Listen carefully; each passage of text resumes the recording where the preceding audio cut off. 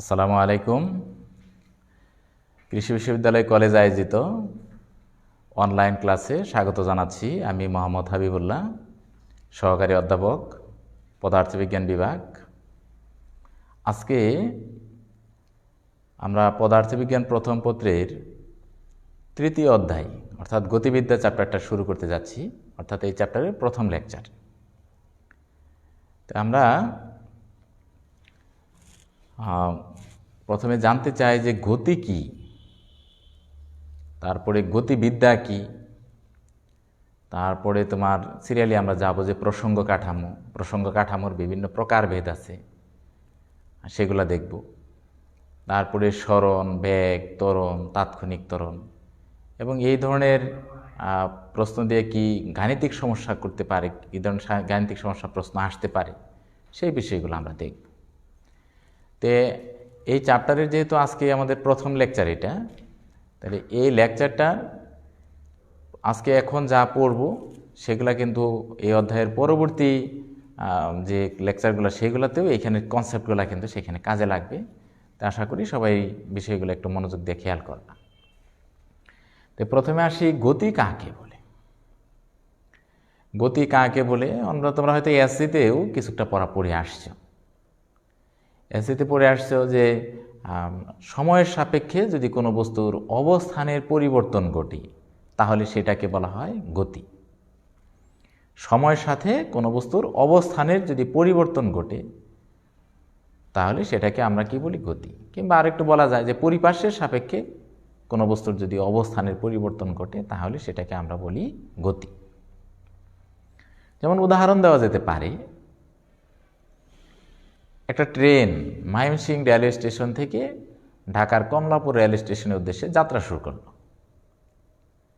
তাহলে ট্রেনটা হয়তো এই যে এখন 11টা 5 বাজে 6 বাজে, তাহলে 11টা 5-এ যদি যাত্রা শুরু করে হয়তো দেখা যাবে যে 12টা 5-এ সেই গফরগাঁও চলে গেছে, 1টা 5-এ সেই ট্রেনটা টঙ্গী অতিক্রম করতেছে, হয়তো 1টা 50-এ সে কমলাপুর রেল স্টেশনে গেল। এই যে সময় 11টা 12টা 1টা, তাহলে সময়ের সাথে সাথে সে কিন্তু অবস্থানের পরিবর্তন করছে। ময়মনসিংহ থেকে অতিক্রম করে বিভিন্ন স্থান অতিক্রম করে গফরগাঁও অতিক্রম করে এরকম জয়দেবপুর অতিক্রম করে টঙ্গী অতিক্রম করে শেষ পর্যন্ত কমলাপুর রেল স্টেশনে পৌঁছলো। এই যে যতক্ষণ সময় সে অবস্থানের পরিবর্তন করছে, সময় তো পরিবর্তন হবেই, সময়ের সাথে সাথে অবস্থানের পরিবর্তন হবে। বলা হয়েছে পরিপার্শ্বের সাপেক্ষে অবস্থানের পরিবর্তন হবে। তো একটা রেল লাইনের আশেপাশে অনেক ঘর বাড়ি তোমার গাছপালা আছে, এটা হলো পরিপার্শ্ব, তাদের সাপেক্ষে সে কিন্তু সরে যাচ্ছে, অবস্থানের পরিবর্তন করতেছে। এটাকে আমরা বলি গতি। তাহলে আবারও ফাইনালি বলি যে গতি কি? সময়ের সাথে সাথে পরিপার্শ্বের সাপেক্ষে যদি কোনো বস্তুর অবস্থানের পরিবর্তন ঘটে তাহলে সেটাকেই আমরা বলবো গতি। এই চ্যাপ্টারটার নাম হচ্ছে গতিবিদ্যা। তাই আমরা শুনে এরকম বলি যে আসলে বিদ্যা মানে কি? লেখাপড়া। তাহলে কি বিদ্যা এখানে? গতিবিদ্যা।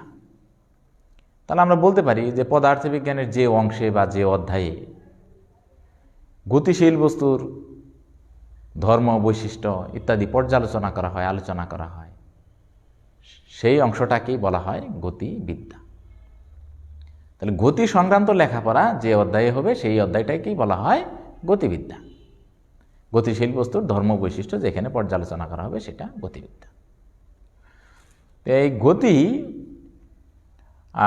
আলোচনা করতে গেলে তোমাদেরকে প্রসঙ্গ কাঠামোর ধারণাটা মাথায় রাখতে হবে। তো প্রসঙ্গ কাঠামো কি সেটা নিয়ে আমরা একটু কথা বলতে চাই।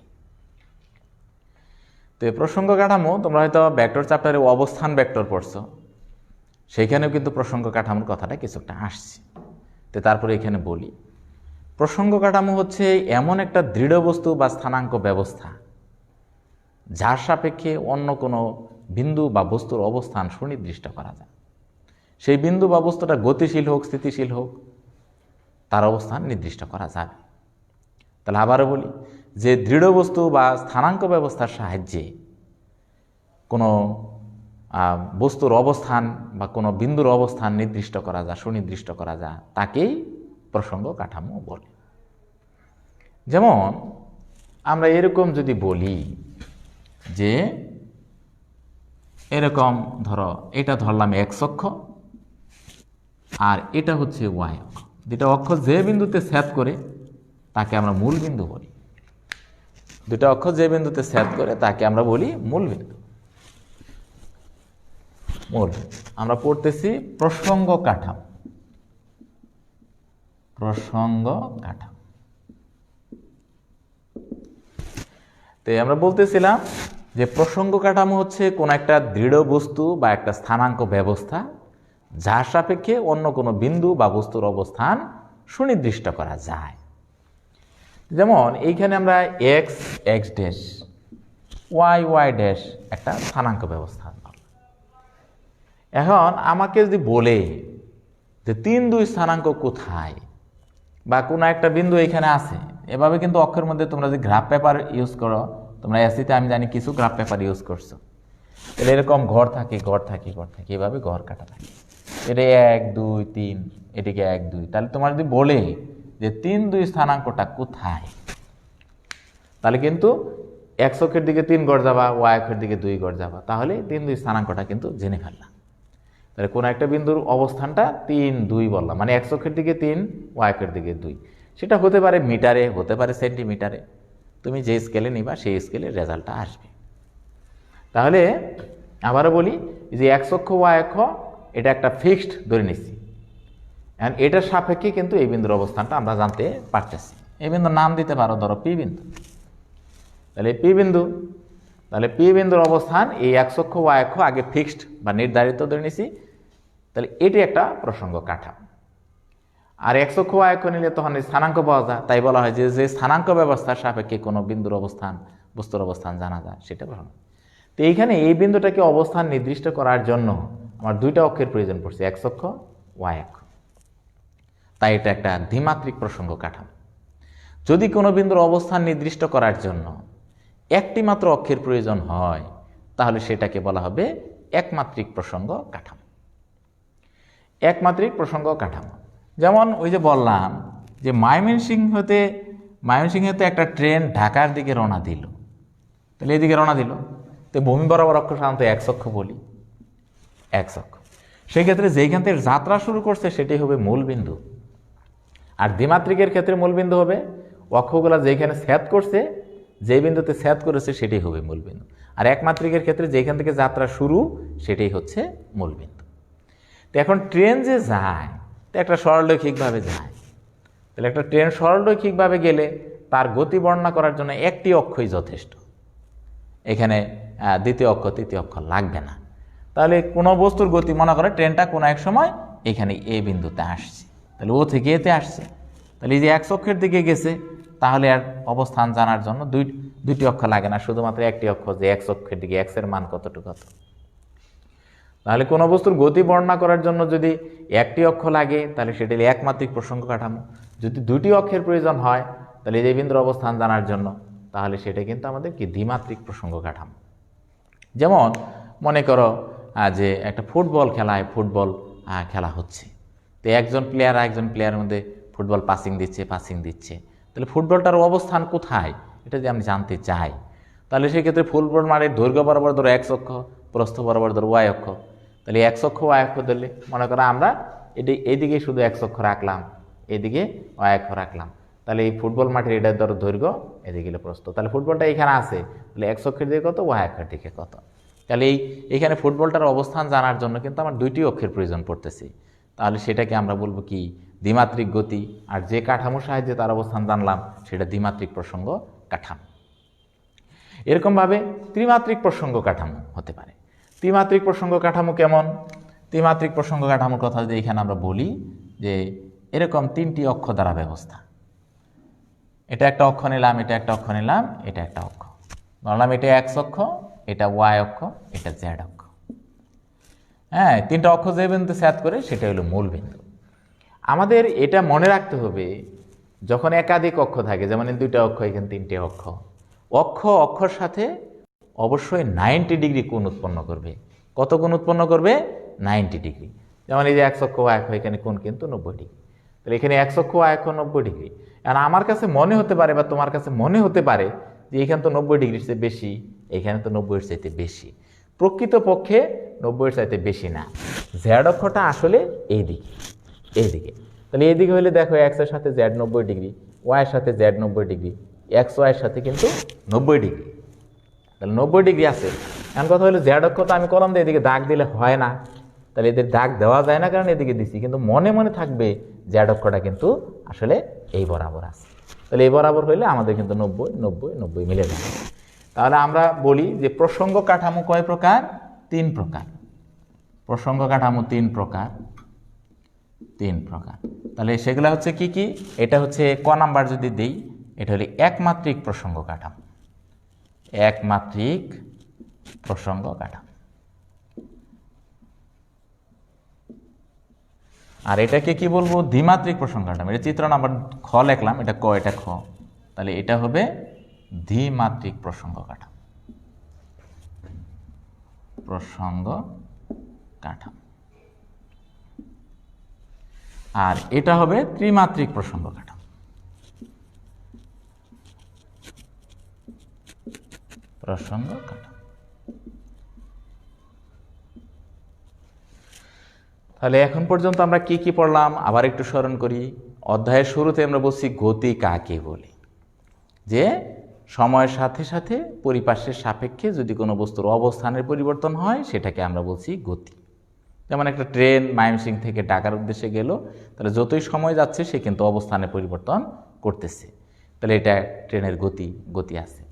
হ্যাঁ, তুমি যদি দৌড়াও, তোমার বাসা থেকে কলেজে আসলা, তোমার বাসা থেকে মার্কেটে গেলা, তাহলে এখানে সময়ের সাথে সাথে তুমি কিন্তু অবস্থানে পরিবর্তন করতেছো, আশেপাশের ঘর বাড়ির তুলনায় তুমি অবস্থানে পরিবর্তন করতেছো, সেটা একটা গতি। একজন গাড়ি চালিয়ে যাচ্ছ, তাহলে গাড়ি কিন্তু সময়ের সাথে সাথে পরিবেশের সাপেক্ষে অবস্থানে পরিবর্তন করতেছে, সেটা হচ্ছে গতি। তারপরে বলছি কি আমরা গতিবিদ্যা। তাহলে পদার্থবিজ্ঞানের যে অধ্যায়ে বা যে অংশে গতিশীল বস্তুর ধর্ম, বৈশিষ্ট্য ইত্যাদি নিয়ে আলোচনা করা হয় তাকে কি বলা হয়? গতিবিদ্যা। এই বস্তুর গতি সংক্রান্ত লেখাপড়া করতে হলে, গতি জানতে হলে, ব্যাখ্যা করতে হলে আমাদের কি দরকার? প্রসঙ্গ কাঠামো দরকার। যে প্রসঙ্গ কাঠামো কি? প্রসঙ্গ কাঠামো হচ্ছে এমন একটা কাঠামো বা এমন একটা দৃঢ় বস্তু বা স্থানাঙ্ক ব্যবস্থা যার সাপেক্ষে অন্য কোনো বিন্দু বা বস্তুর অবস্থান সুনির্দিষ্ট করা যায়। সেই বস্তু বা বিন্দুটা গতিশীল হইতে পারে, স্থিতিশীল হইতে পারে। তাহলে যেন মনে করো যে আমরা বললাম ফুটবল পাসিং দিয়া, তাহলে ফুটবল একসময় এইখানে আছে, তাহলে এক অক্ষের দিকে কত, ওয়াই অক্ষের দিকে কত যান। ফুটবল হয়তো একসময় এইখানে চলে আসবে, তাহলে এক অক্ষের দিকে কত, ওয়াই অক্ষের দিকে কত। প্রতিটা মুহূর্তে তার অবস্থান এরকম এক অক্ষ ওয়াই অক্ষ এর সাপেক্ষে নির্ধারণ করা যায়, নির্দিষ্ট করা যায়। এই যে যার সাপেক্ষে কোনো বস্তুর অবস্থান নির্দিষ্ট করা যায় তাকেই প্রসঙ্গ কাঠামো। এক্ষেত্রে অবস্থান নির্দিষ্ট করার জন্য যদি 2টি অক্ষের প্রয়োজন হয় তাহলে সেটা হবে দ্বিমাত্রিক প্রসঙ্গ কাঠামো। কোনো বিন্দুর অবস্থান নির্দিষ্ট করার জন্য যদি 1টি অক্ষের প্রয়োজন হয় তাহলে সেটাকে কি বলবো? একমাত্রিক প্রসঙ্গ কাঠামো। সাধারণত কোনো সরল রৈখিক গতির ক্ষেত্রে আমরা বলি ওইটা একমাত্রিক প্রসঙ্গ কাঠামো। একটা বস্তুকে পড়তে দিলাম, যদি পড়ে খাড়া নিচ দিকে বলে খালি ওয়াই অক্ষই যথেষ্ট, এক্স অক্ষ দরকার নাই, তাহলে সেটাও হবে কি? একমাত্রিক প্রসঙ্গ কাঠামো। আমরা একটু আগে বলছিলাম একটা ট্রেনের কথা, একটা ট্রেন মনে করো সরলরৈখিকভাবে যাচ্ছে, তাহলে একটা অক্ষ বরাবরই যথেষ্ট, তাহলে সেটাও কিন্তু একমাত্রিক প্রসঙ্গ কাঠামো। আর দ্বিমাত্রিক প্রসঙ্গ কাঠামো সাধারণত কি হবে? কোনো তলের মধ্যে বস্তুর গতি। যেমন ফুটবল মাঠ, এটা একটা সমতল, এখানে ফুটবল গড়ায় যাইতেছে এরকম, কিংবা তোমার হইতে পারে তোমার বাসার যে মেঝেতে কিছু মার্বেল গড়ায় দিলা, তাহলে মার্বেল গড়ায় দিলা, তোমার ঘরের দৈর্ঘ্য বরাবর এক অক্ষ ধরো, প্রস্থ বরাবর ওয়াই অক্ষ ধরো, তাহলে যে কোনো মুহূর্তে যে কোনো মার্বেলের অবস্থান এক অক্ষের দিকে কত, ওয়াই অক্ষের দিকে কত, এই দুইটা স্থানাঙ্ক দিয়ে ওই বিন্দুর অবস্থান জানতে পারবা। তাহলে এরকম কোনো তলে কোনো বস্তুর অবস্থান জানতে গেলে আমাদের কিন্তু 2টা অক্ষের প্রয়োজন পড়ে, তাহলে সেই ক্ষেত্রে ওই রকম গতিকে আমরা কি বলবো? দ্বিমাত্রিক গতি। এরকম ত্রিমাত্রিক গতি, যে কোনো বস্তুর অবস্থান জানার জন্য যদি আমরা 3টি অক্ষের প্রয়োজন পড়ে তাহলে সেটাকে বলবো কি আমরা? ত্রিমাত্রিক গতি। 3টি অক্ষের প্রয়োজন কেমন পড়ে? যেমন তুমি যে এখন যে রুমে আসো, যে বাসায় আসো, তোমার ঘরে মনে করে একটা মশা উড়াল দিয়ে যাচ্ছে, তাহলে একটা মশা যে উড়াল দিয়ে যাচ্ছে, মশার কোনো বিন্দুর অবস্থান জানতে হলে এটা তো খালি এক তলের মধ্যে থাকে না, কখনো উপরে উঠতেছে, কখনো এদিকে যাইতেছে, মশা উড়াল দিচ্ছে। তাহলে তুমি কি করবা? তোমার ঘরের দৈর্ঘ্য বরাবর এক অক্ষ, প্রস্থ বরাবর ওয়াই অক্ষ, ঘরের কোণার মধ্যে যে পিলারটা আছে সেটা জেড অক্ষ ধরো। তাহলে জেড অক্ষ ধরলে তাহলে একটা মশার অবস্থান এক অক্ষের দিকে কত, ওয়াই অক্ষের দিকে কত, জেড অক্ষের দিকে কত, এরকম তিনটা অবস্থান দিয়ে, তিনটা স্থানাঙ্ক দিয়ে ওই বিন্দুর অবস্থান নির্দিষ্ট করা যায়। তুমি তোমার ঘরের যে ফ্যান আছে, ফ্যানের অবস্থানটা যদি জানতে চাও, তাহলে এক্স অক্ষের দিকে কত, ওয়াই অক্ষের দিকে কত, জেড অক্ষের দিকে কত, তিনটা অক্ষ লাগতেছে। তুমি একটা ঘুড়ি উড়াইতেছো লাটাই ঘুরে, তাহলে ঘুড়ি উড়াইলে তোমার বিভিন্নভাবে তুমি প্রসঙ্গ কাঠামো ধরতে পারো। যে তোমার এই যে মনে করো এই একটা মাঠের মধ্যে ঘোরাচ্ছ, তাহলে মাঠের কোনাটারে তুমি মাঠের কোনা থেকে দৈর্ঘ্য বরাবর এক অক্ষ, প্রস্থ বরাবর এক অক্ষ, ওই মাঠের কোনাতে ধরো একটা সুপারি গাছ আছে বা একটা বৈদ্যুতিক খুঁটি আছে, সেটাকে জেড অক্ষ ধরো। তাহলে একটা ঘুড়ি যে উড়াইতেছ, তাহলে ঘুড়ির অবস্থান এক্স অক্ষের দিকে, ওয়াই অক্ষের দিকে, জেড অক্ষের দিকে, তিনটা অক্ষ দিয়ে নির্দিষ্ট করা যায়।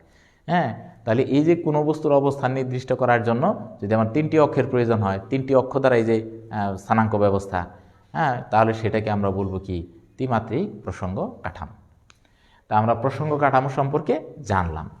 এখন আবারও গতির কাছে চলে আসি, এটুকু মুছে দিচ্ছি।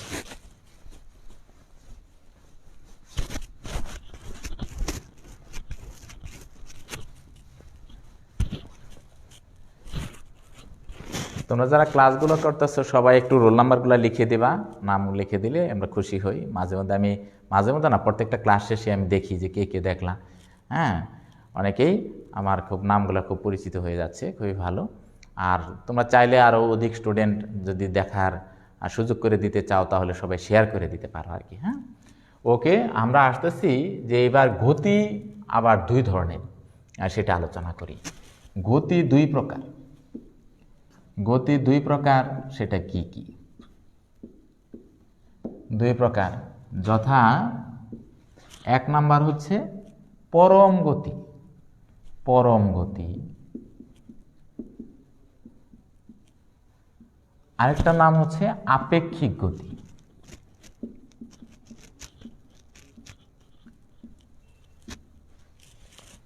পরম গতি কাকে বলে? পরম গতি আমরা অনেক সময় এরকম বলি যে পরম আত্মীয়, মানে কার অরিজিনাল আত্মীয়, কার সত্যিকারের আত্মীয়।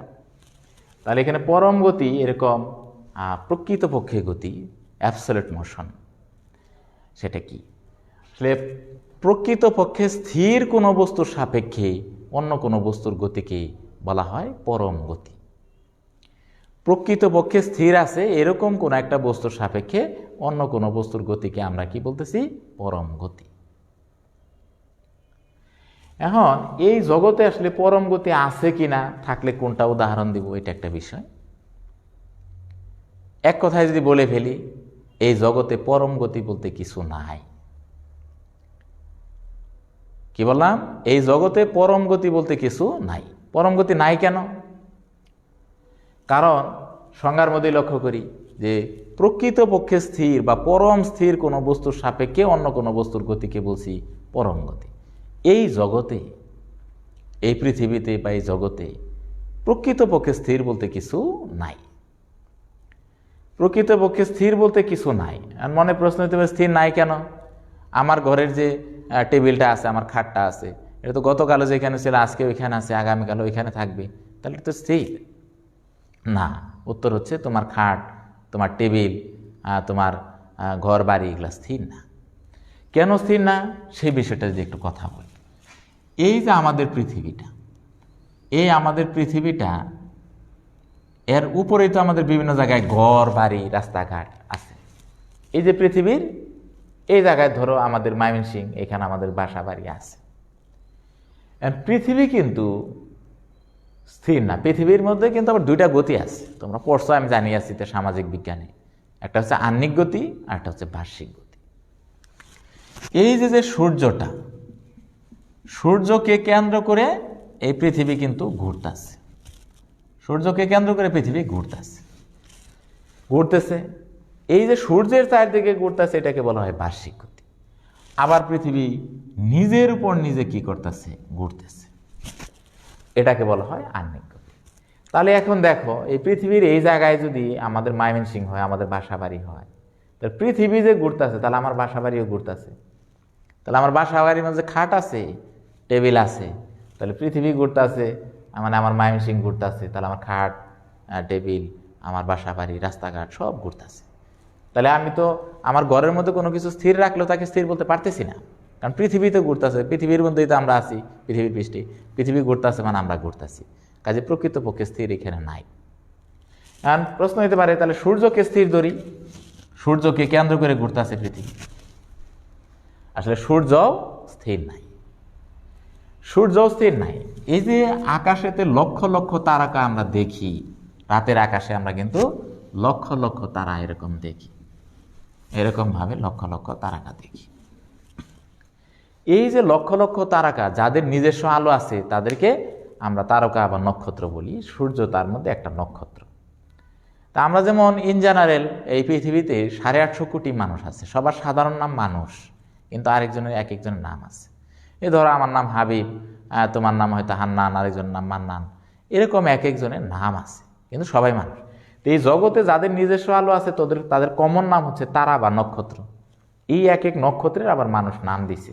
যেমন আমাদের পৃথিবীর সবচেয়ে কাছের নক্ষত্র হলো সূর্য, এই নাম দিছে দি সান বা সূর্য। হ্যাঁ, ইমিডিয়েট পৃথিবীর যে তারপরে যে কাছে আছে, এখানে হচ্ছে বোর্ডটা ছোটো কারণে কাছে কাছে দিছি, আসলে অনেক দূরে দূরে অবস্থিত। তো পৃথিবীর সূর্যের পরেই যেটা নিকটতম সেটার নাম প্রক্সিমা। তো এরকম কিছু নাম দিয়েছে, আর বাকিগুলো সংখ্যা দিয়ে দিছে। মনে করি N 3003, N 3004, এরকম কোটি কোটি নক্ষত্র আছে। এই নক্ষত্রগুলো আবার কি নিজেরা আবার ঘুরতেছে, এটাকে বলা হয় গ্যালাক্সি। কোটি কোটি নক্ষত্র মিলে এক একটা গ্যালাক্সি। এই কোটি কোটি গ্যালাক্সি মিলে আবার ছায়াপথে ঘুরতেছে, এরকম কোটি কোটি ছায়াপথ নিয়ে মহাবিশ্ব। তোমাদের ভৌত জগৎ চ্যাপ্টারের প্রথম অধ্যায়েও প্রথম লেকচারও আমি এগুলো কিছু বিষয় আলোচনায় নিয়ে আসছিলাম। যাই হোক, সূর্যের স্থির ধরবো সেটাও ধরতে পারতেছি না, কারণ কোটি কোটি নক্ষত্র আবার কি করতেছে, ঘুরতেছে। তাহলে এই মহাবিশ্বে প্রকৃতপক্ষে স্থির কাউকে আমরা পাচ্ছি না। তো প্রকৃত স্থির কোনো বস্তুর সাপেক্ষে কোনো বস্তুর গতিকে আমরা বলছি পরম গতি। তো প্রকৃত স্থির বস্তু যেহেতু নাই, কাজেই পরম গতি নাই, পরম গতি নাই। তাহলে আছে কি? আপেক্ষিক গতি। আপেক্ষিক গতি কাকে বলে? আপেক্ষিক গতি কাকে বলে? একটি বস্তুর সাপেক্ষে অন্য বস্তুর গতিকে বলা হয় আপেক্ষিক গতি। একটি বস্তুর সাপেক্ষে অন্য কোনো বস্তুর গতিকে বলা হয় আপেক্ষিক গতি। যেমন ধরো এই ময়মনসিংহ থেকে ঢাকা এই যে রোডটা আছে, এটা কিন্তু বেশ সুন্দর একটা রোড, এখন 4 লেনের রাস্তা, গাড়ি খুব দ্রুত চলতেছে। দ্রুত চললেও সব গাড়ি আবার সমান বেগে চলে না। হ্যাঁ, দেখা গেলো একটা বাস যে বেগে চলবো, একটা পিক আপ হয়তো সেই বেগে চলবে না, বা একটা অটোরিকশা সেই বেগে চলে না। এই তো ধরো এরকম দুইটা গাড়ি যাচ্ছে, তাহলে একটা গাড়ির বেগ এখানে যদি বলি 20 মিটার পার সেকেন্ড, এই গাড়ির বেগ যদি বলি 30 মিটার পার সেকেন্ড। যে কোনো গাড়ির বেগ 20 মিটার পার সেকেন্ড বলতে কি বুঝি? 20 মিটার পার সেকেন্ড মানে প্রতি সেকেন্ড। তাহলে গাড়িটা প্রতি সেকেন্ডে 20 মিটার যাচ্ছে। এই গাড়িটার বেগ 30 মিটার পার সেকেন্ড বলতে কি বুঝি? এই গাড়ির বেগ 30 মিটার পার সেকেন্ড বলতে সেকেন্ডে সে 30 মিটার যাচ্ছে। তাহলে ধরো এই জায়গা থেকে দুইটা গাড়ি রওনা দিল, ও সেকেন্ডে যাচ্ছে 20 মিটার আর ও সেকেন্ডে যাচ্ছে 30 মিটার। তাহলে এর তুলনায় সে কিন্তু সেকেন্ডে এর তুলনায় ওই 10 মিটার এগিয়ে যাচ্ছে। এই যে একটার তুলনায় আরেকটা কত গতি হইল, এটাকে বলা হয় আপেক্ষিক গতি। তাহলে একটি বস্তুর তুলনায় আরেক বস্তুর গতিকে বলা হয় কি? আপেক্ষিক গতি। অ্যান্ড সেটা একই দিকে হলে আপেক্ষিক গতি বিয়োগ করে পাও নাকি? তাহলে দেখো ও 20 গেছে, ও 30 গেছে, তাহলে ওর তুলনায়ও কিন্তু সেকেন্ডে 10 মিটার এগিয়ে গেছে। এই যে একই দিকে গেলে তাহলে আপেক্ষিক গতি বেগ পাওয়া যায় বিয়োগ করে। এরকম বিপরীত দিকে যদি যাইতো, এখানে গেলে এটা বিপরীত দিকে, এদিকে না গিয়ে এদিকে যাইতো, তাহলে 30 মিটার পার সেকেন্ড। তাহলে এক সময় হয়তো দুজন পাশাপাশি ছিল, ও সেকেন্ডে গেছে 20 মিটার, ও সেকেন্ডে গেছে 30 মিটার। তাহলে এর তুলনায় ও যে সেকেন্ডে 20 মিটার, ও ওই সেকেন্ডে কিন্তু এখানে 30 মিটার। তাহলে এর তুলনায় ও কিন্তু 1 সেকেন্ডের মধ্যে 50 মিটার দূরত্ব সরে যাচ্ছে। তাহলে এই যে একজনের তুলনায় আরেকজনের গতি এখানে 50 মিটার পার সেকেন্ড হবে। এরকম আমরা বলতেছিলাম, তাহলে একই দিকে হলে আপেক্ষিক গতি বিয়োগ করে পেতে হয়, আর বিপরীত দিকে হলে তাহলে সেক্ষেত্রে কি যোগ করে পেতে হয়। আমরা যখন সাইকেল চালাই, দুইজন পাশাপাশি সাইকেল বা একজন হয়তো ক্রস করে চলে গেলেও মনে হয় যে আস্তে আস্তে আমরা পার হয়ে যাইতেছে, কারণ তুমি ও যতক্ষণ আগাইতেছে তুমিও ততখানি আগাইতেছো তোমার তুলনায়, হ্যাঁ, কিন্তু সে আগাচ্ছে কম। কিন্তু যখন বিপরীত দিক থেকে ক্রস করি মনে হয় খুব দ্রুত পার হয়ে গেল, পিছন তাকাইলে মনে হয় অনেক দূরে সরে গেছে। এই যে এরকম তুমি যতক্ষণ এখানে গেছো ও তো ওই সময় এখানে, তুমি এখন তাকায় দেখতেছো তো ও তো এইখানে চলে আসছে। তাহলে খুব দ্রুত সময়ের সাথে অবস্থানে পরিবর্তন হয়েছে, প্রতি সেকেন্ডে দূরত্বের পরিবর্তন তোমার তুলনায় আর অনেক বেশি হয়েছে, এখানে ব্যাগ বেশি মনে হয়। বিপরীত দিকে ক্রস করলে এখানে ব্যাগ বেশি মনে হয়, একর দিকে ক্রস করতে গেলে ব্যাগ আমাদের কাছে তুলনামূলক কম মনে হয়। তাই আমরা বলতেছি যে আপেক্ষিক গতি হচ্ছে একটির সাপেক্ষে আরেকটির গতিকে আপেক্ষিক গতি বলে। একটু আগের আলোচনা থেকে আমরা আসছি যে মহাবিশ্বে পরম গতি বলতে কিছু নাই। কারণ পরম গতি কি একটু আগে বলছি, আবারও বলি যে প্রকৃতপক্ষে স্থির কোনো বস্তুর সাপেক্ষে অন্য কোনো বস্তুর গতিকে পরম গতি বলে। তো প্রকৃতপক্ষে স্থির নাই কারণে পরম গতি নাই, কিন্তু আপেক্ষিক গতি আছে। আমরা যা গতি হিসাব করতে সব আপেক্ষিক গতি।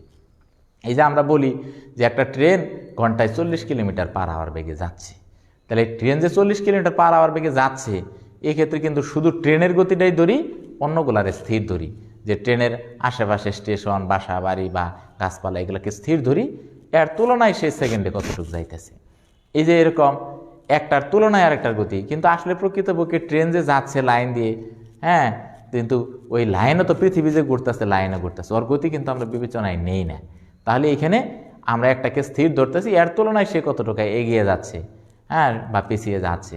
তাহলে একটার তুলনায় আরেকটার গতি এখানে হিসাব করতেছি, এগুলা গতিকে আমরা বলবো সব আপেক্ষিক গতি, প্রকৃতপক্ষে স্থির নাই। এ পরীক্ষায় কিন্তু এরকম প্রশ্ন করতে পারে, এই মহাবিশ্বের সকল গতি আপেক্ষিক, সকল স্থিতি আপেক্ষিক, কোনো গতি বা স্থিতি কি নয়, পরম নয়। তাহলে ওই কথা বলবা যে এই মহাবিশ্বে কোনো গতি পরম নয়। কেন? প্রথমে পরম গতির সংজ্ঞা দিবা যে প্রকৃতপক্ষে স্থির কোনো বস্তুর সাপেক্ষে কোনো বস্তুর গতিকে পরম গতি বলে, কিন্তু এই বিশ্বজগতে প্রকৃতপক্ষে স্থির কোনো বস্তু নাই। কারণ বলবা যে পৃথিবী কি সূর্যের চারদিকে ঘুরে, আবার নিজ অক্ষের উপরও ঘুরে, কাজে পৃথিবীর উপর যাই আছে এগুলো সবগুলো কিন্তু পৃথিবী ঘুরতেছে, মানে সবাই ঘুরতেছে। এরকম সূর্যকেও আমরা স্থির বলতে পারি না, কারণ সূর্য অন্যান্য গ্রহ নক্ষত্রকে নিয়ে আবার কি গ্যালাক্সির মধ্যে ঘুরতেছে, গ্যালাক্সি আবার ছায়াপথে ঘুরতেছে, কাজে প্রকৃতপক্ষে স্থির এখানে কিছু নাই। তাহলে আমাদের যা আছে এগুলো গতি হিসাব করি, একটার তুলনায় আরেকটার গতি, এটা স্থির ধরে ওটার গতি, কিংবা একটা গতি দুইটা বাস পাশাপাশি যাইতেছে, এই বাসের তুলনায় এই বাসের গতি, এভাবে আমরা আপেক্ষিক গতি আমরা হিসাব করি। ওকে, এই বিষয়গুলা আমরা জানলাম। এরপরে আমরা আরও কিছু বিষয় দেখতে চাই, যেমন সরণ, বেগ, ত্বরণ ইত্যাদি এই বিষয়গুলা আমরা দেখতে চাই।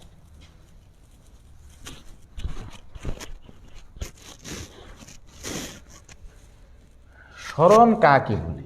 তোমরা ক্লাস 9-10 পড়ছো, আমি জানি। কোনো নির্দিষ্ট দিকে বস্তুর অতিক্রান্ত দূরত্বকে বলা হয় সরণ।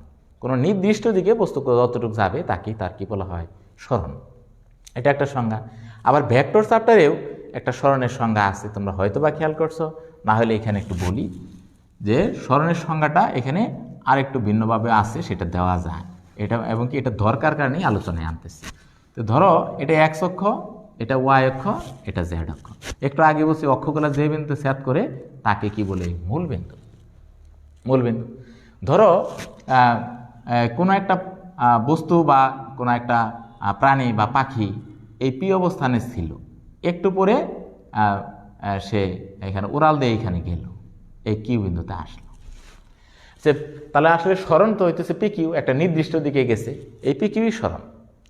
সরণের কথা সংজ্ঞা বলছি, আগেও তোমরা পড়ছো, কোনো নির্দিষ্ট দিকে বস্তুর অবস্থানের পরিবর্তন কি বা অতিক্রান্ত দূরত্ব কি? সরণ। তো নির্দিষ্ট পি থেকে কিউ এর দিকে, তাহলে এটা একটা কিন্তু সরণ।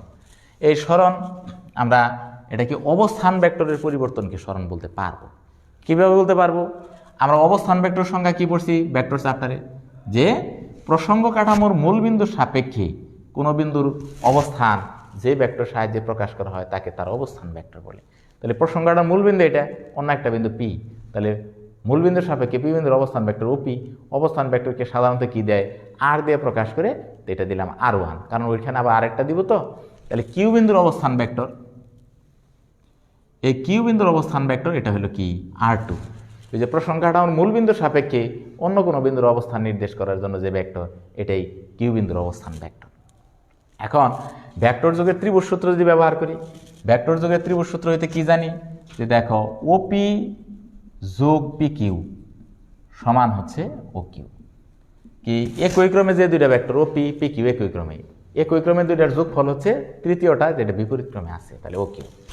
তাহলে পি কিউ এর বদলে বলতেছি আমরা R1 vector plus P Q সমান হচ্ছে R2। তাহলে বলতে পারতেছি P Q equal to R2 minus R1, R2 minus হচ্ছে R1। তাহলে দেখো এই যে পি কিউটা এটি আমরা বলছি সরণ সমান কি পাইতেছি, প্রথমে ছিল পি বিন্দুতে পরে কিউ বিন্দুতে, তার প্রথম অবস্থান ভেক্টর R1 পরের অবস্থান ভেক্টর R2, তাহলে পরের অবস্থান ভেক্টর থেকে আগের অবস্থান ভেক্টরের বিয়োগ, তাহলে সেটা অবস্থান ভেক্টরের পরিবর্তন। তোমরা এরকম পড়ছো এসিতে নিশ্চয়ই ঢেল থিতা সমান θ2 মাইনাস θ1। পরের তাপমাত্রা থেকে আগের তাপমাত্রা বিয়োগ করলে তাপমাত্রা পরিবর্তন, তাহলে পরের অবস্থান ভেক্টর থেকে আগের অবস্থান ভেক্টর বিয়োগ করলে অবস্থান ভেক্টরের পরিবর্তন। তাহলে আমরা বলতে পারি অবস্থান ভেক্টরের পরিবর্তনকে কি বলে, সরণ বলে। এটাও সংজ্ঞা দেওয়া যাবে এবং কি এটা সামনে আমাদের ব্যবহার আছে কারণে এইটাও নিয়ে আসলাম, নাহলে আগের সংজ্ঞাটা চালাই দিতে পারতাম। ওকে, তাহলে পি কিউ যে কথা, অবস্থান ভেক্টরের পরিবর্তন একই কথা। এখন চলে আসো ব্যাগ কাকে বলে। সেই ব্যাগে আসতেছি আমরা, ব্যাগ কাকে বলে। তোমরা নিশ্চয়ই পড়ছো এসিতে যে ব্যাগ একক সময়ে বস্তুর যে সরণ হয় তাকে ব্যাগ বলে। এই যে পি থেকে কিউতে গেল, এইখানে কিন্তু সরণ আমাদের পি কিউ বা ঢেলার। তো কত সময়ে গেল, কথা বললাম যে ঢেলটি সময়ে গেল। তাহলে ঢেলটি সময়ে সরণ যদি ঢেলার হয়, তাহলে একক সময়ের সরণ কি, ঢেলার বাই ঢেলটি। তাহলে এটাই কিন্তু আমাদের হচ্ছে ব্যাগ। তাহলে এটাই আমরা বলতে পারি ঢেলার বাই ঢেলটি, এটাই হচ্ছে ব্যাগ। এটাই একক সময়ে যে কোনো নির্দিষ্ট দিকে, যে পি থেকে কিউ এর দিকে নির্দিষ্ট দিকে একক সময়ে যে সরণ হয় তাকে বলা হয় ব্যাগ। তবে ব্যাগের বিষয়টা আবার আরও চৌচারা বিশ্লেষণ করলে প্রাথমিকভাবে দুইভাবে চিন্তা করা হয়। একটা হলো গড়বেগ, আর হচ্ছে তাৎক্ষণিক বেগ। গড়বেগ কি, ধরো ময়মনসিংহ থেকে একটা ট্রেন ঢাকার উদ্দেশ্যে রওনা দিল। তাহলে ময়মনসিংহ থেকে ঢাকা গেল 3 ঘন্টায়, মনে করো কয় ঘন্টায় গেল, 3 ঘন্টায়, 120 কিলোমিটার। তাহলে 3 ঘন্টায় 120 কিলোমিটার, 1 ঘন্টায় কত, 40 কিলোমিটার। তাহলে ট্রেনের গতি বলবো আমরা 40 কিলোমিটার পার আওয়ার। কিন্তু এই ট্রেনের গতি 40 কিলোমিটার পার আওয়ার কিন্তু সবসময় ছিল না। স্টেশন থেকে যখন ছাড়ছে ব্যাগ কিন্তু কম ছিল, আবার থামার আগে কম ছিল। তাহলে ঘরে যেহেতু 40 আছে, মাঝখানে নিশ্চয়ই তার চাইতে একটু বেশি ছিল। তাহলে এক এক মুহূর্তে ব্যাগ এক একটা কম ছিল।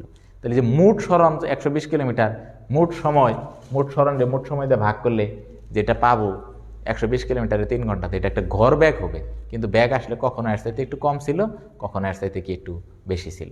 কাজে এভাবে যে আমরা ব্যাগটা পাই, এটা হয়ে যায় তোমার গড়বেগ। হ্যাঁ, মোট সরণকে মোট সময় দিয়ে ভাগ করলে এটা গড়বেগ হয়, অ্যাভারেজ। হ্যাঁ, যেমন বলে বাংলাদেশের মানুষের গড় আয়ু 72 বছর। আসলে সবাই যে 72 বছর বয়সে মারা যাচ্ছে তা না, কেউ 72 ঘন্টায় মারা যাচ্ছে, কেউ 100 বছরে মারা যাচ্ছে, কেউ 50 বছরে। তো এটা গড়ে 72। তাহলে এরকম মোট সরণকে মোট সময় দিয়ে ভাগ, এর মাঝখানে কিন্তু কখনো সে বেশি ব্যাগে ছিল, কম ব্যাগে ছিল, কিন্তু এটা গড়বেগ আসে। এখন আমরা যে কোনো মুহূর্তের ব্যাগ পেতে চাই, ধরো ময়মনসিংহ থেকে ঢাকা যাচ্ছে ট্রেনটা, আমাদের কেবি কলেজের সামনে দিয়ে যখন অতিক্রম করতেছে ওই মুহূর্তে ব্যাগ কত। হ্যাঁ, তাহলে একটা অল্প সময় যে এই 1 সেকেন্ড বা 2 সেকেন্ড বা আধা সেকেন্ডের মধ্যে, এই অল্প সময়ের মধ্যে এই মুহূর্তে ব্যাগ কত ছিল। তাহলে তোমার কিন্তু এই টোটাল 3 ঘন্টা বা 120 কিলোমিটার দিয়ে নিলে এই কেবি কলেজের সামনের ব্যাগ কিন্তু মিলবে না। তাহলে এইখানে একটা অল্প সময় পরিসরে এইখানে সরণ কত, এইখানে সময় কত লাগছে, এইখানে সরণ এই সময় ভাগ করলে এই কেবি কলেজ অতিক্রম করার মুহূর্তে কিন্তু ব্যাগ পাওয়া যাবে। এরকম অল্প সময়ের মধ্যে যে ব্যাগ, এই ব্যাগকে বলা হয় কি, তাৎক্ষণিক ব্যাগ। তাহলে আমরা তাৎক্ষণিক ব্যাগ কি বলবো, তাৎক্ষণিক ব্যাগ। তাৎক্ষণিক ব্যাগ ভি সমান হবে এই লিমিট ডেলটি টেন্স টু 0, এটা উচ্চারণ করতে হয় টেন্স টু 0। এখানে একটু লেখেও দিতে পারি TENDS, টেন্স টু। এটা উচ্চারণটা হয়তো এটা উচ্চারণ হচ্ছে টেন্স টু। ডেলটি টেন্স টু 0 মানে ডেলটি দিলে সময়ের ব্যবধান, এই সময়ের ব্যবধানটা হবে শূন্যের কাছাকাছি, খুবই অল্প সময়ের মধ্যে, অল্প একটা সময়, ধরলা আধা সেকেন্ডের মধ্যে ট্রেনটার ইঞ্জিনটা কতটুকু গেছে। এরকম একটা অল্প সময়ের মধ্যে যে সরণ হবে, সেই সরণকে ওই সময় দা ভাগ করলে ওই মুহূর্তের প্রকৃত ব্যাগ বা তাৎক্ষণিক ব্যাগ আমরা পাবো। ওই ঢেলার বাই ডেলটি দিয়েই ব্যাগ, তবে একটা কন্ডিশন আরোপ করছি। LIM দিয়ে কি বোঝায়, লিমিট। LIM দিয়ে বোঝাইতেছে লিমিট। লিমিট মানে সীমানা। কার সীমানা? সময়ের ব্যবধানের সীমানা। সময় ব্যবধানটা বেশি নেওয়া যাবে না, 3 ঘন্টা 4 ঘন্টা 1 ঘন্টা এরকম নেওয়া যাবে না। খুবই অল্প সময়, 1 সেকেন্ড আধা সেকেন্ড বা তার চাইতে কম, এরকম অল্প সময়ের মধ্যে যে স্মরণ হবো ওই স্মরণে ওই সময়তে ভাগ করলে ওই মুহূর্তের কী পাবো আমরা? তাৎক্ষণিক বেগ। তোমাদের এই স্মরণ বেগ ত্বরণের শুরুতে বলছে যুগজীকরণের ধারণা বা ক্যালকুলাসের ধারণার সাহায্যে বেগ ত্বরণ স্মরণ এগুলোর কথা বলছে। এইখানে কিছু কথা বলার এখন সময় হয়ে গেছে। দেখো এইখানে তুমি যদি লিমিট তুলে দাও তাহলে এখানে dr/dt দিতে পারবা। আসলে dt দিয়া কি বোঝায়? দেখো টি দিয়া সময় বা ∆t দিয়া সময়ের পরিবর্তন, কিন্তু dt দিয়া বোঝায় অতি ক্ষুদ্র সময়। অতি ক্ষুদ্র সময়। তাহলে লিমিট ∆t টেন্ডস টু 0, সময়ের ব্যবধানটাও শূন্যের কাছাকাছি। শূন্যের কাছাকাছি মানে অতি ক্ষুদ্র। তাহলে আমি dt দিয়েই বোঝাইতেছি অতি ক্ষুদ্র। তাহলে অতি ক্ষুদ্র সময়ের স্মরণ এরকম ক্ষুদ্রই হবে dr এটা। তাহলে তখন আর লিমিট লাগবে না, কারণ dt নিজেই বোঝাইতেছে অতি ক্ষুদ্র। এই লিমিট দেওয়ার উদ্দেশ্যই ছিল যে বোঝানো সময়টা খুবই ক্ষুদ্র। তাহলে dt দিয়ে অতি ক্ষুদ্র বোঝাইতেছে এরকম। তাহলে এই যে সমীকরণটা প্রকাশ করলাম এটা কিন্তু ক্যালকুলাসের মাধ্যমে প্রকাশ করলাম। ক্যালকুলাস তোমরা গতিবিদ্যা চ্যাপ্টারে সর্বশেষ তোমরা ক্লাস করছো, সেইখানে জানো ক্যালকুলাস কিন্তু 2 ধরনের, একটা সমাকলন একটা হচ্ছে ব্যবকলন। ব্যবকলন দিয়ে তোমরা ডাইভারজেন্স, কার্ল এগুলো কিছু কাজও করছো। তাহলে এইখানে এই ব্যবকলন ইংরেজি ডিফারেন্সিয়েশন, ওই যে ডি এর প্রথম অক্ষর দিয়ে ডিফারেন্সিয়েশন মিন করতেছে। তাহলে d/dt আর বা এখানে dr/dt এর দ্বারা বোঝাচ্ছে সময়ের সাথে স্মরণের যে পরিবর্তন, অবস্থানের পরিবর্তন। তো এই স্মরণ দিয়ে ওই সময়টা ভাগ করলে ওই মুহূর্তে প্রকৃত বেগ আমরা পাব। এরকমভাবে আমরা যদি দেখি যে ত্বরণের মধ্যে এরকম ঘর ত্বরণ হয়, তাৎক্ষণিক ত্বরণ হয়। এটা পরে আজকের মতো শেষ করে দিব। যে ঘর ত্বরণ যদি হয়, আমরা কিন্তু এসিতে পড়ছি যে ত্বরণ কিন্তু এরকম পড়ছি, ত্বরণ এ সমান পড়ছি v - u/t। আসলে v - v0 এটা একটু তোমাদের কাছে নতুন পরিচয় হতে পারে। এসিতে আদি ব্যাগরে ইউ দিয়ে প্রকাশ করছো, ইন্টারমিডিয়েট আদি ব্যাগরে v0 দিয়ে প্রকাশ করো না এই। তাহলে বা এই ইকুয়াল টু যদি বলো তাহলে উপরে কিন্তু পাইতেছো ∆v, নিচে কি টি। এই ∆v/t না লিখে লিখলাম ∆t। আসলে ∆t দিয়ে কি বোঝায়? সময়ের পরিবর্তন। সময় আর সময়ের পরিবর্তন এক জিনিস। সময় আর সময়ের পরিবর্তন এক জিনিস। কেমন? ধরো এই যে আমার আজকে সরি বলা দরকার যে আমি আসলে 11টায় শুরু না করে আমার ক্লাসটা বোধ হয় সম্ভবত 11টা 4-5 শুরু করছি, একটু দেরি হয়ে গেছে, নিচে একটা অফিসিয়াল একটা কাজে শেষ মুহূর্তে না দিলেই না হয়, এখানে দিয়ে আসছি। তো যাই হোক, এখন এইখানে আমি যদি 11টা 4 শুরু করি, এখন 11টা ধরো 43 বাজে, তাহলে 39 মিনিট সময়। এটা একটা সময়। আবার সময়ের পরিবর্তন কত? তাহলেও কিন্তু এই যে 1143 থেকে 11টা তুমি 4 বাদ দিলে কিন্তু 39 মিনিট। সময় 39, সময়ের পরিবর্তন 39। কাজে যাহা সময় তাহাই সময়ের পরিবর্তন, কোনো অসুবিধা নেই। কাজে সময়ের জায়গায় সময়ের পরিবর্তন দিবা, অসুবিধা নেই। তাহলে এইখানে আমরা এই যে বলতেছি যে ∆v/∆t এটা হচ্ছে কি? ত্বরণ। ব্যাগের পরিবর্তনে হারকে ত্বরণ বলে আসতে পড়ছে, যেটা ব্যাগের পরিবর্তন, এটা হার মানে সময় দিয়ে ভাগ। কিন্তু ওই যে একটু আগের মতো যদি বলি, ত্বরণ এক এক জায়গায় এক এক রকম হইতে পারে। তুমি একটা গাড়ি চালাচ্ছ, কোনো জায়গায় ব্যাগ বেশি বাড়াইতে পারো, কোনো জায়গায় কম বাড়াইতে পারো। তাহলে এটা কিন্তু মোট ব্যাগের পরিবর্তনে মোট সময় দিয়ে ভাগ করলে ওই টোটালের গড় ত্বরণ পাবো। কিন্তু প্রকৃত ত্বরণ বা তাৎক্ষণিক ত্বরণ পাইতে হলে তাৎক্ষণিক ত্বরণ, তাহলে তাৎক্ষণিক ত্বরণ যদি পাইতে চাও তাহলে সময় সীমানার আগের মতো কি দিন লাগবে? খুবই অল্প। তাহলে তাৎক্ষণিক ত্বরণ গড়ের মধ্যে অবশ্যই একটা ভার চিহ্ন দেওয়া লাগে। তো তাৎক্ষণিক ত্বরণ হবে এ সমান লিমিট ওই ∆t টেন্ডস টু 0, এখানে হচ্ছে ∆v/∆t এটা। তো ওই যে লিমিট এইটুকু তুলে দিলে ডেলের জায়গায় খালি ডি দিলেই হয়। সুতরাং এ ইকুয়াল টু হচ্ছে dv/dt। তো তোমাদের কিন্তু এই দুইটা খুবই গুরুত্বপূর্ণ সমীকরণ। এরপরে আমরা গাণিতিক দেখাবো, আজকে হয়তো আর দেখানোটা ঠিক হবে না, সময় অলরেডি 40 মিনিটের মতো হয়ে গেছে। তাই এই দুইটা সমীকরণ কিন্তু তোমার দরকার। v = dr/dt বা dr/dt আর ত্বরণ a = dv/dt। এই দুইটা সমীকরণ হলো তাৎক্ষণিক বেগ আর এটা তাৎক্ষণিক ত্বরণ। এই ধরনের গাণিতিক সমস্যা ইনশাল্লাহ পরবর্তীতে তোমরা পাবা, সেটা আমরা দেখাবো।